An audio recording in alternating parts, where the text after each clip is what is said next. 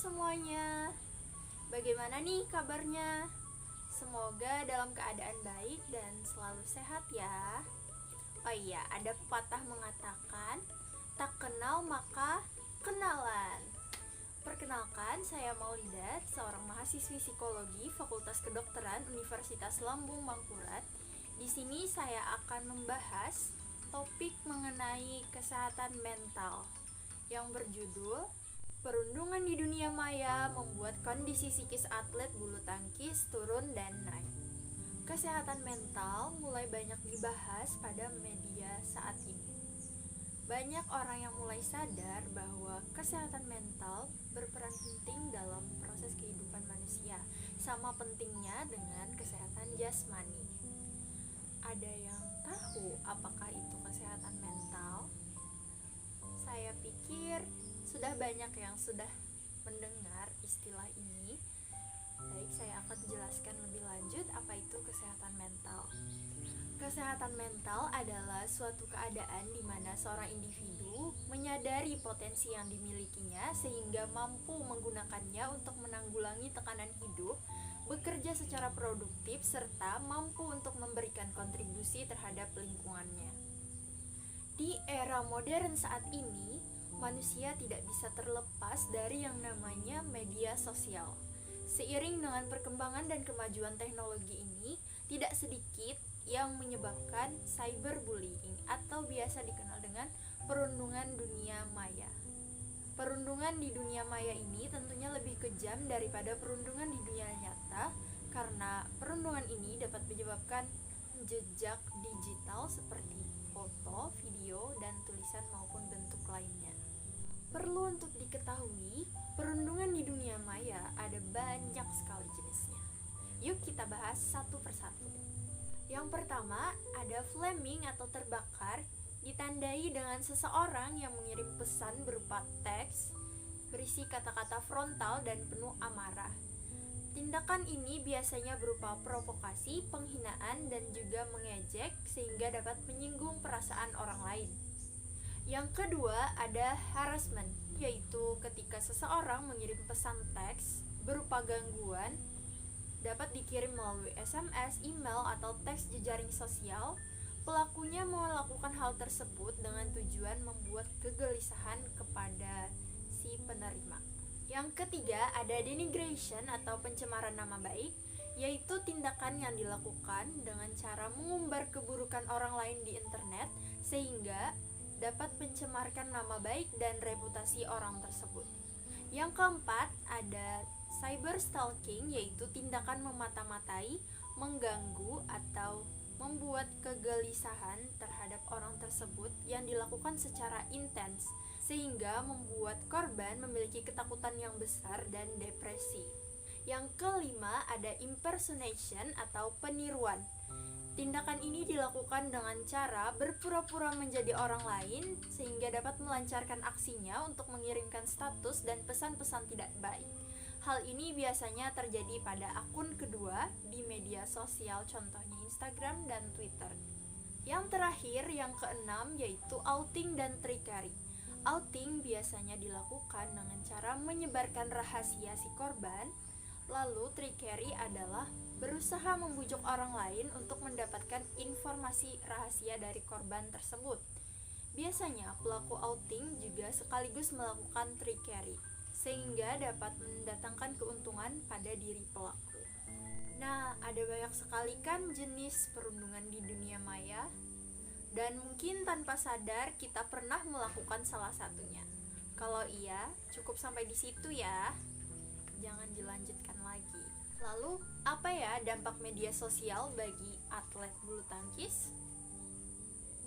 Sebagai salah satu olahraga populer di Indonesia dan juga memiliki banyak penggemar, bulu tangkis, terutama atlet bulu tangkis, kerap menjadi sorotan dan pembahasan di media sosial. Terkait dampak positif yang ditimbulkan dari sosial media, ada beberapa manfaat yang didapatkan oleh atlet bulu tangkis.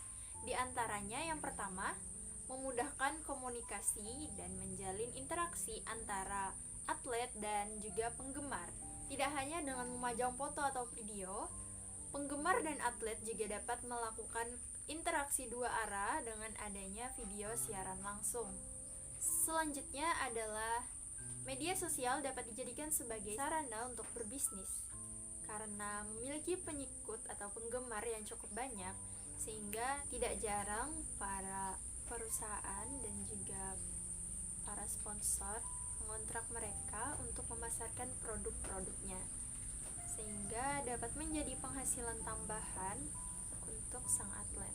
Media sosial juga dapat dijadikan sebagai media hiburan karena sang atlet dapat membuat video keseharian mereka dan juga dapat menguploadnya di sosial media mereka, sehingga dapat menjadi sarana hiburan bagi atlet itu sendiri dan juga para penggemarnya. Selain itu juga mereka dapat mengisi waktu luang dengan melakukan hal tersebut. Yang terakhir, media sosial sebagai sarana pembelajaran.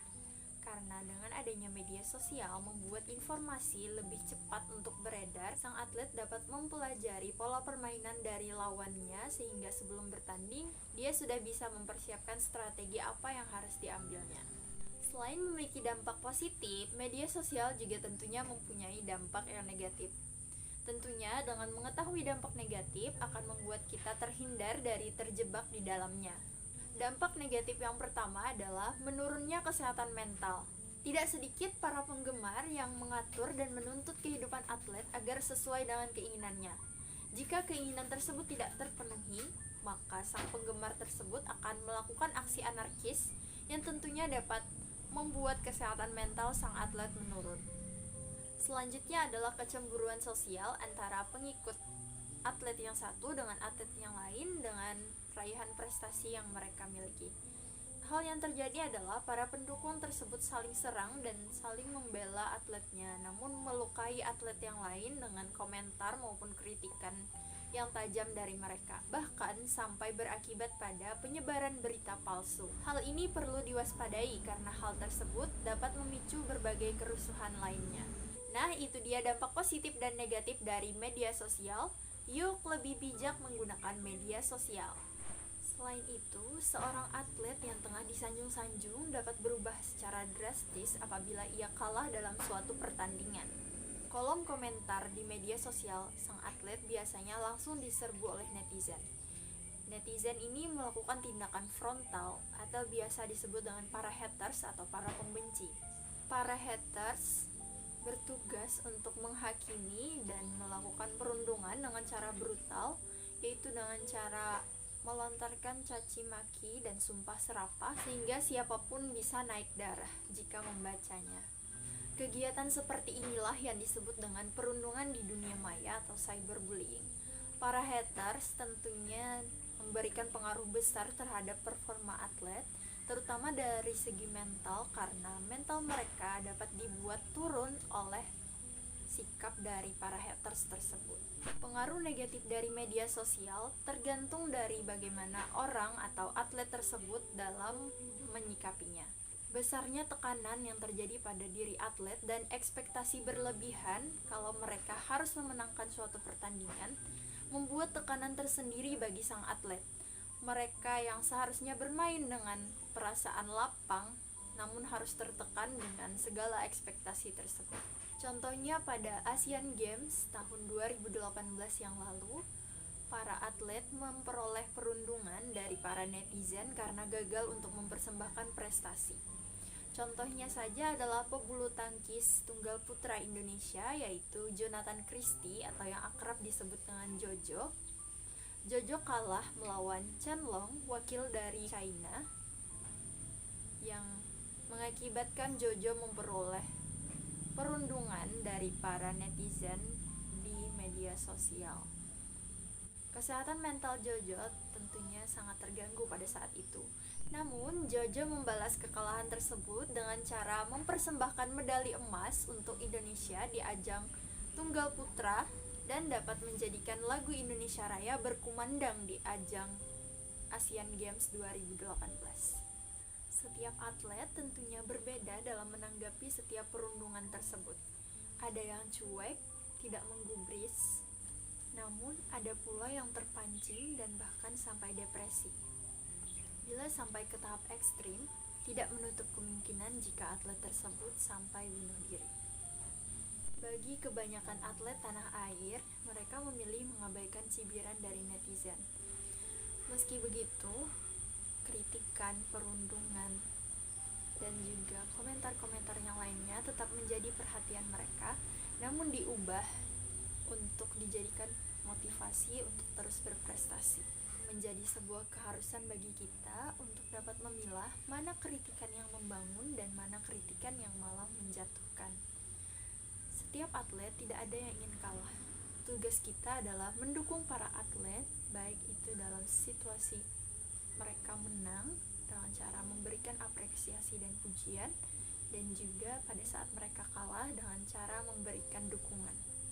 Jadilah netizen yang bijak dengan senantiasa menebar kebaikan dan kebermanfaatan. Makasih telah menyimak video ini sampai akhir. Jika kalian merasa video ini bermanfaat, jangan lupa untuk berbagi kepada orang-orang di sekitar kalian. Terima kasih dan sampai jumpa lagi di lain kesempatan. Wassalamualaikum warahmatullahi wabarakatuh.